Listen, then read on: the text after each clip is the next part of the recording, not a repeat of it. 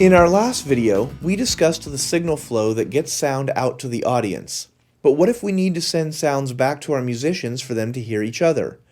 This is where auxiliary sends come in.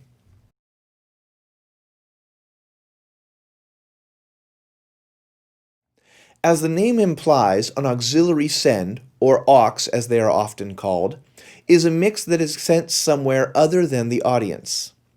It is in addition to, but different than, the main mix. You can create an auxiliary mix by using the exact same sources that you used to create your main mix. We do this by creating another path off the main path, like a creek splitting off from a roaring river. It's worth mentioning that, like that creek, this new path will not impact the flow of the main path. The two will be independent. You'll be able to create an entirely new blend of your sources, but the difference is that instead of having a fader, your blend is usually done on a separate set of controls. It's worth noting that our auxiliary mix usually breaks off from the main path after the mute button. That means that if you mute a channel, not only will it not be heard by the audience, it won't get to any of your other destinations either. Now that we've discussed the basics, let's talk about the first of the two types of auxiliary mixes.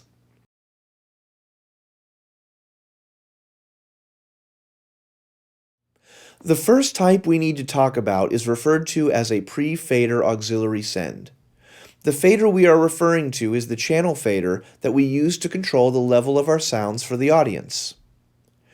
When the auxiliary is pre-fader, it means that the signals are taken before the sound hits the fader, and therefore the levels you have set for your pre-fader auxiliary are not affected. This makes pre-fader aux sends ideal for musicians' monitors because in most cases they do not want their mixes to change regardless of what is going on for the audience. Let's look at an example. The meter on the left shows the sounds that are going to the main left and right outputs. The meter on the right shows the sounds that are going to our pre-fader auxiliary send.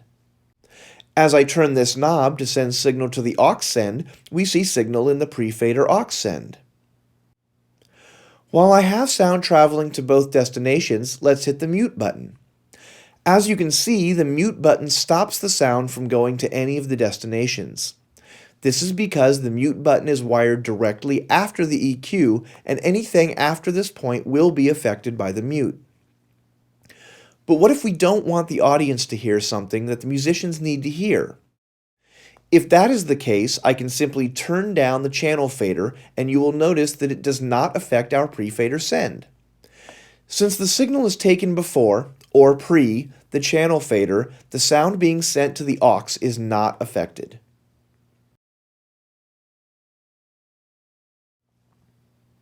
So, to summarize, a pre-fader mix will get muted if a channel is muted. A pre-fader mix will not change if the channel fader is moved. In our next video, we'll look at the other kind of auxiliary mix. Before you do that, though, be sure you understand the concepts we have already talked about so far. Then, when you're ready, move on to the next video.